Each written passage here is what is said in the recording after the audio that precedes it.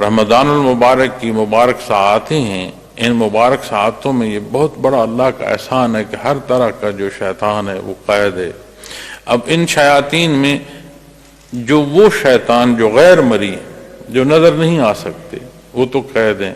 لیکن جہاں شیطنت پیدا ہو گئی ہے جن و انس کی نسبت قرآن کریم ارشاد فرماتا ہے وہاں بات اور ہے۔ لیکن جو ہم بالعموم غلطیوں پر سارا مورد الزام اپنی غلطی کا شیطان کی نسبت کرتے ہیں، وہ تو شیطان ہے، مردود ہے، اس میں تو کوئی دوسری رائے نہیں۔ لیکن جو جواز ہم اپنے لیے پیدا کرتے ہیں کہ اپنی ہر غلطی کو یہ جواز دیتے ہیں کہ جی مجھ سے غلطی تو ہوئی ہے لیکن شیطان مردود نے کرا دی،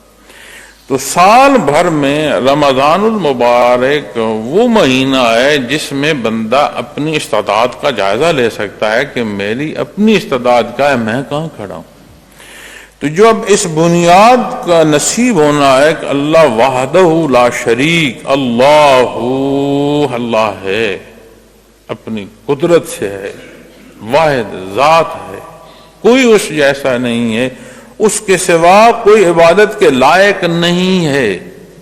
اس نے تمہیں یہ موقع عطا فرمایا۔ تو اس اقرار کے ساتھ اس مبارک مہینے میں پھر جو عمل کر رہے ہو وہاں سے دیکھتے ہوئے نیا خانے دل تک جاؤ کہ کیا سوچیں پیدا ہو رہی ہیں۔ اب سوچ کا پیدا ہونا اس پر گرفت نہیں ہے، کوئی ایسا خیال آ جائے جو غلطی اور خطا کا ہے، اس سے مزید نہ سوچا جائے، اسے مزید کھریدا نہ جائے، منصوبہ سازی نہ کی جائے، اس خیال کے آنے پر کوئی گرفت نہیں ہے، بلکہ وہ غفور الرحیم اس غلط خیال کو عمل تک لانا، اس سے اپنے آپ کو جو روکتا ہے اور اس خیال کو رد کرتا ہے اسے اجر اور ثواب عطا فرماتا ہے، اسے ایک نیکی نصیب ہوتی ہے کہ اسے غلط خیال آیا لیکن اللہ کریم کے حکم کو دیکھتے ہوئے اس نے اسے رد کر دیا، اللہ اس پر راضی ہوتا ہے، نیکی عطا فرماتا ہے۔ تو جب ہمیں اس کیفیت اور اس حال میں اپنا آپ دیکھنا ہے تو بہت آسان ہے کہ رمضان المبارک میں تو شیاطین قید ہے، جو میں سوچ رہا ہوں اور اس سوچ کو عمل تک لا رہا ہوں تو ساری بات واضح ہو جاتی ہے کہ یہ جو گزشتہ سال کے میرے اعمال ہیں یہ کیسے تھے، اس لیے کہ نتائج عمل کی نسبت ہوتے ہیں، جیسے اعمال ہوں ویسے نتائج۔ اگر یہ سارا سال ہمارے عمل بد تھے تو شیطان قید بھی ہو گیا، وہ بدی ہمارے اندر اس طرح پختہ ہوگی کہ ہمارے مزاج کا حصہ ہوتی چلے گی، ہمیں وہ پسند آ گئی۔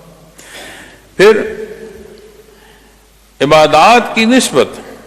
یہ بھی فرمان ہے کہ جیسے ایک نماز دوسری نماز تک کی حفاظت کا سبب بنتی ہے، اسی طرح ایک جمعۃ المبارک کی ادائیگی اسے شرف قبولیت نصیب ہو تو دوسرے جمعۃ المبارک تک کی حفاظت کا سبب بنتی ہے، اسی طرح رمضان المبارک کی۔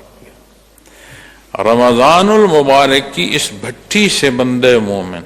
جب کندن ہو کر نکلتا ہے تو بے شمار اللہ کریم اسے عطا فرماتے ہیں، اجر اور ثواب بے شمار نسبتیں عطا، جن میں سے یہ بھی کرم اور احسان ہے کہ اگلے رمضان المبارک تک اسے ایک حفاظت الہیہ کا بھی سبب نصیب ہوتا ہے۔ اب یہ دیکھنے کی بات ہے کہ اس مبارک رمضان کا میں منتظر کتنا تھا، اس کے آنے پر کہیں ایسا تو نہیں ہے کہ میں صرف بھوکا ہوں اور میری جو سمع و بصر ہے وہ آزاد ہیں، ہر اصول اور ضابطے یعنی جو اللہ کریم نے پسند فرمائے، تو یہ بھی تو فرمان ہے حدیث شریف میں کہ اللہ کریم کو کسی کو بھوکا رکھنا مقصود نہیں ہے۔ جیسے قربانی کی آیا کریمہ میں فرمایا گیا کہ اللہ کریم کو وہ گوشت نہیں پہنچتا، تمہارا تقویٰ یعنی تمہاری کیفیت اور حال پہنچتا ہے۔ تو جب بھوکا رکھنے کو ہی تم گردانو گے تو وہ تو آج تمہیں اپنی طب کہتی ہے، جدت طب کی کہتی ہے کہ تمہارے لیے 12 مہینوں میں 1 مہینہ اپنے معدے کو بھوکا رکھنا صحت کے لیے اچھا ہے۔ وہ تو تیری اپنی اتنے پہلوؤں سے تربیت کرتی ہے کہ تو اپنی زندگی کو سہل کرتا چلا جاتا ہے۔ تو غفور الرحیم میں اس نے اس روزے کو جب حکم فرمایا تو اس کے حکم کی تعمیل میں اس نے فرمایا روزہ میرے لیے ہے اور اس کا اجر میں عطا فرماؤں۔ تو بات دنیاوی حصوں کی آئے، بات دینی حصوں میں اجر اور ثواب کی آئے، بات خوشیوں کی آئے، وہ عطا فرما رہا ہے، یہ اس کی شان ہے۔ اللہ قائم بالذات، صرف اللہ۔